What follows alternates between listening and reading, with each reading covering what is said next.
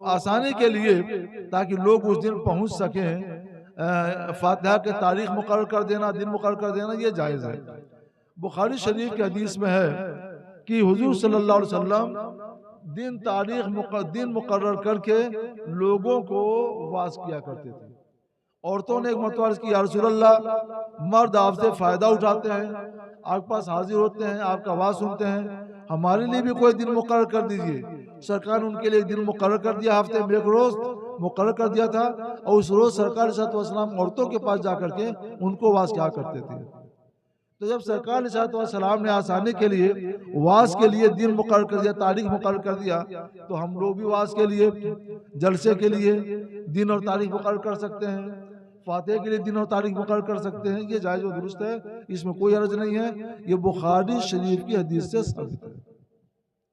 মৃত ব্যক্তির জন্য দিন তারিখ নির্দিষ্ট করে 3 দিনের দিন, 4 দিনের দিন, 10 দিনের দিন, 40 দিনের দিন আমাদের দেশে যে প্রচলন আছে, মাইয়াতের জন্য, মৃত ব্যক্তির জন্য ইসালে সাওয়াব করা, মিলাদ শরীফ করা, ফাতিহা কোরআন খানি করা, এগুলি আসানের জন্য, তার মানে সুবিধার্থে এগুলো দিন তারিখ নির্দিষ্ট করে করা হয়। এটা করা হচ্ছে জায়েজ। দিন তারিখ নির্দিষ্ট করে করা জায়েজ। দিন তারিখ নির্দিষ্ট করে 3 দিনের দিন করেন বা 4 দিনের দিন করেন, এটা করা জায়েজ। এগুলোকে ওয়াহাবি দেওবন্দি যারা, তারা নাজায়েজ হারাম বলছে। এটা তাদের ভিত্তিহীন কথা, দলিলহীন কথা। এটা শরীয়তে করা যায়। হুজুর, মুসলমান होने के लिए तकलीदे शख्सी क्या जरूरी है? शरीयत पर अमल करने के लिए तकलीद शख्सी जरूरी है। मुसलमान होने के लिए तो जिन चीज़ों की तस्दीक और जिन चीज़ों का अमल ज़रूरी है, वो हदीस शरीफ में बता दिया गया है। लेकिन उस पर हम अमल कैसे करेंगे, उस पर अमल करने के लिए तकलीद शख्सी ज़रूरी है। हदीस पाक में और कुरान पाक की आयतों में इसका जिक्र है। हमारी किताब है अहादीस सहीहैन से गैर मुक़ल्लिदीन का इन्हिराफ, उसमें हमने तकलीद उर्फी के मौजू पर बहुत तफसील के साथ कुरान की दलीलों से, हदीस की दलीलों से, अकली दलीलों से रोशनी डाली है। उसे आप लोग पढ़िए, और हो सके किसी भाई से, किसी आलिम से तो बांग्ला ज़बान में उस बात का तर्जुमा करके उसको शाये कर दें, ताकि हमारे सब भाई उन दलीलों से आगाह हो जाएं। हम एक दलील बता देते हैं कि हुजूर सल्लल्लाहु अलैहि वसल्लम के ज़माने में भी तकलीद हुई है। हुजूर सल्लल्लाहु अलैहि वसल्लम के ज़माने में भी तकलीद हुई है। वो सुनिए, हदीस में है कि जब हुजूर सैयद आलम सल्लल्लाहु अलैहि वसल्लम ने हजरत मुआज बिन जबल रज़ी अल्लाहु अन्हु को यमन का गवर्नर बनाकर भेजा, तो पूछा, मुआज, तुम फैसला कैसे करोगे? अर्ज़ के, या रसूलल्लाह, किताबुल्लाह से, कुरान से फैसला करूंगा। हुजूर ने पूछा, फ़इल्लम तजिद फी किताबिल्लाह, किताबुल्लाह में न पाओ तो? ये नहीं फरमा सका किताबुल्लाह में न हो तो, ये नहीं कहा किताबुल्लाह में न पाओ तो। किताबुल्लाह में सब कुछ है। हमारे दिमाग की बात है कि हम कहाँ तक पहुँच पाते हैं या नहीं पहुँच पाते हैं। इसलिए सरकार ने फरमाया कि अगर तुम्हें किताबुल्लाह में उसका जवाब न मिले तो क्या करोगे? तो उन्होंने अर्ज़ की, या रसूलल्लाह, फ़बि सुन्नते रसूलुल्लाह, रसूलुल्लाह सल्लल्लाहु अलैहि वसल्लम की सुन्नत से फैसला करूंगा। हुजूर ने पूछा, फ़इल्लम तजिद फी सुन्नते रसूलुल्लाह, अगर तुम रसूलुल्लाह की सुन्नत में न पाओ तो क्या करोगे? सुन्नत में भी सब कुछ है। ये नहीं फरमाया सुन्नत में न हो तो, बल्कि ये फरमाया सुन्नत में तुम न पाओ तो क्या करोगे, कैसे फैसला करोगे? तब जवाब सुनिए उनका, क्या जवाब देते हैं। कहते हैं, फाज्तहिदु राई, अब मैं कुरान और हदीस में गौर करके इज्तिहाद करूंगा और मसला निकालूंगा, और उस मसले के मुताबिक मैं फैसला करूंगा।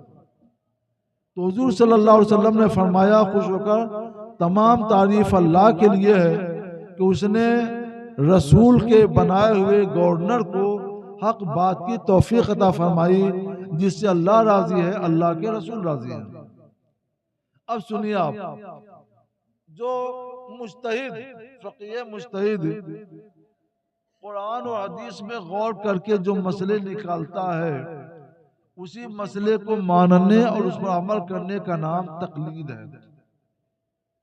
और हुजूर सल्लल्लाहु अलैहि वसल्लम के ज़माने में हज़रत मुआज़ बिन जबल गवर्नर बनाकर यमन भेजे गए और उन्होंने फरमाया था, या रसूलल्लाह, जो मसला किताबुल्लाह में नहीं मिलेगा, सुन्नत रसूलुल्लाह में नहीं मिलेगा, तो मैं इज्तिहाद करके उसका फैसला जारी करूंगा। और सरकार ने इसको बाकी रखा और इस पर खुशी की और अल्लाह ताला की तारीफ बयान फरमाई।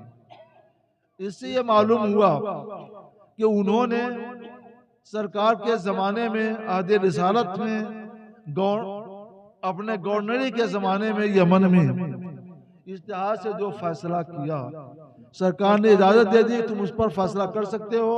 और जब फैसला होगा तो लोग उस पर अमल करेंगे। वहाँ पे जो लोग उस पर अमल करेंगे वो हज़रत मुआज़ बिन जबल की तकलीद करेंगे। तो ईमान लाना तो ज़रूरी है रसूलुल्लाह पर, लेकिन रसूलुल्लाह ने जो बातें बताई हैं उन पर चलने के लिए कभी कभी तकलीद की ज़रूरत पेश आ जाती है। चुनांचे खुद रसूलुल्लाह सल्लल्लाहु अलैहि वसल्लम ने अपने सहाबी हज़रत मुआज़ बिन जबल को इसकी इजाज़त दी। तो ये है उसकी वजह। और कभी भी ऐसा नहीं है कि तकलीद के खिलाफ कोई बात हुई हो। जो लोग फ़क़ीह और मुज्तहिद थे वो इज्तिहाद करके अमल करते थे, और जो लोग फ़क़ीह और मुज्तहिद नहीं थे तो फ़क़ीह और मुज्तहिद के इज्तिहाद पर अमल करके तकलीद करते थे। ऐसा नहीं हुआ कि फ़क़ीह मुज्तहिद भी ना हो और तकलीद भी ना करे, ऐसा कभी नहीं हुआ। ये बस आज के ज़माने में कोई 100 साल के लगभग से कुछ लोग कर रहे हैं, जो ऐसा नहीं करना चाहिए। ये कुरान के और हदीस के खिलाफ है। किसी मुज्तहिद की तकलीद करने को अगर कोई शिर्क का है तो उसके बारे में क्या शरीयत का हुक्म है? इस पर सारी बात मैंने कर दी है। जो शिर्क कहे ऐसे को जो मुशरिक नहीं है तो शिर्क उसकी तरफ खुद पलटकर चला जाएगा, वो खुद मुशरिक हो जाएगा। क्योंकि सरकार ने फरमाया जो किसी मुसलमान को काफिर कहे वो काफिर न हो तो कुफ्र उसी पर पलट जाएगा। तो शिर्क उसी पर पलट जाएगा, उसको अपने ईमान की खैर मनाना चाहिए। আপনারা শুনছেন এই যে লামাযহাবী যারা বেরিয়েছে গায়ের মুকাল্লিদ এই বুকের উপরে হাত বাঁধা, এরা আপনার বলে যে মাযহাব যারা মান্য করে তারা মুশরিক। তা আমরা মাযহাব মান্য করি মানে আমাদেরকে মুশরিক বলে। তা আমাদেরকে মুশরিক বলার কারণে, কাফের বলার কারণে তারা নিজেরাই হচ্ছে কাফের ও মুশরিক। কথা বুঝতে পারলেন? হুজুর এটা উত্তর দিলেন। তাকলিদ ইমাম মান্য করা হচ্ছে আমাদের জন্য জরুরি। मैं बता दूं तकलीद क्या है, मैं थोड़ी सी रोशनी डाल दूं। देखिए, कुछ मसाइल वो हैं जो कुरान और हदीस से साफ साफ साबित हैं, वहां उसी पर अमल किया जाएगा, तकलीद नहीं की जाएगी। कुछ मसाइल वो हैं जो इजमाए उम्मत से साबित हैं, वहां भी उस पर अमल किया जाएगा, तकलीद नहीं की जाएगी। कोई मसला नया ऐसा आ गया कि कुरान में उसका हुक्म नहीं मिल रहा है, एक, हदीस रसूलुल्लाह में उसका हुक्म नहीं मिल रहा है, दो, इजमा उम्मत में उसका कोई हुक्म नहीं मिल रहा है, तीन, तो अब क्या करेंगे? अब इज्तिहाद करेंगे।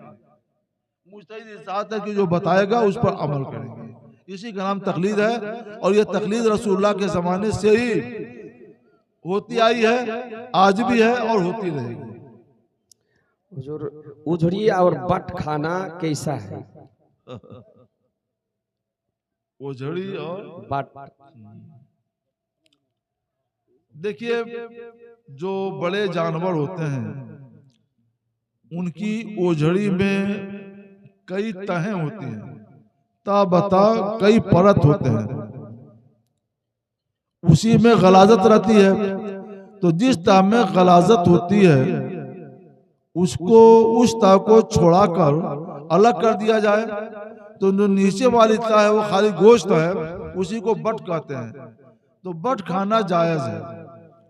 और जिस हिस्से में गलाजत रहती है उसको खाना नाजायज और मकरूह तहरीम भी है। जैसे मान लीजिए गद्दा है, उसमें ता बता कई तरह से कपड़े और रुई लगा दिया गया है, और किसी बच्चे ने पेशाब कर दिया तो एक ता दो ता में पेशाब पहुंच गया तो वो नापाक हो गया, उसको निकाल दीजिए। नीचे की जो ता है वहां पेशाब नहीं पहुंचा है तो नीचे वाली ता पाक है, ऊपर वाली ता नापाक है। ऊपर वाली ता पर नमाज नहीं होगी, नीचे वाली ता पर नमाज हो जाएगी। ऐसे ही जो बट जो खाल होती है ना, मोटी खाल होती है, उसमें कई ताएं होती हैं। तो जिस ता में गलाजत है उसको छुड़ा कर अलग कर दीजिए, उसको खाना नाजायज है। और जो नीचे वाली ता है उसमें गलाजत नहीं है तो उसको वो पाक है, उसको धोकर बोटी बनाकर पकाकर खा सकते हैं, ये जायज है।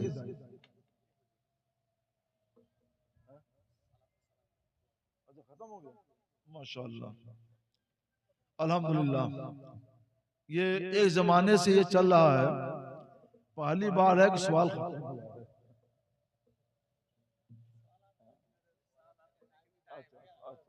चलिए ठीक, नहीं नहीं ठीक है, थोड़ा हो, फिर भी 1 घंटा हो गया तकरीबन, थोड़ा हो और ज्यादा समझ लिया जाए और महफूज रखा जाए, ये अच्छा। इसे बहुत सुने और याद ना रहे, महफूज ना रहे। इंशाअल्लाह जिंदगी रही हम लोगों की, फिर मुलाकात होगी। कुछ बातें हमने किसी मसलहत की वजह से छोड़ दिया है, इलेक्शन का दौर है, इलेक्शन के दौर में हर बात नहीं बयान की जा सकती है, तो जो कानून के खिलाफ था उसको मैंने छोड़ दिया है। इंशाअल्लाह इलेक्शन के बाद जब कभी आएंगे तो सब बयान करेंगे, इंशाअल्लाह सब बताएंगे आप लोगों को। अल्लाह ताला इस मजलिस को कबूल फरमाए और आपने जो सीखा उसके मुताबिक अमल करें। खड़े हो जाइए, सलात सलाम पढ़िए।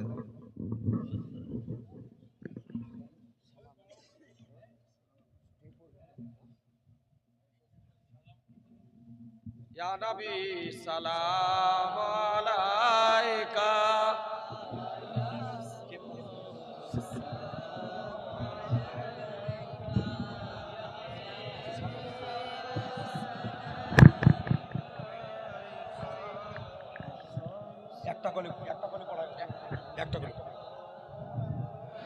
हबीबी या रसूल अल्लाह,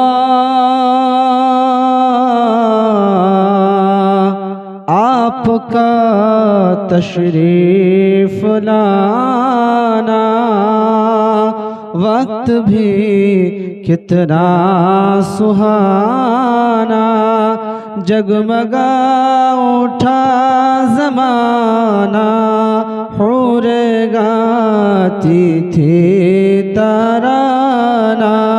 या नबी सलाम अलैका, या रसूल सलाम अलैका, या हबीब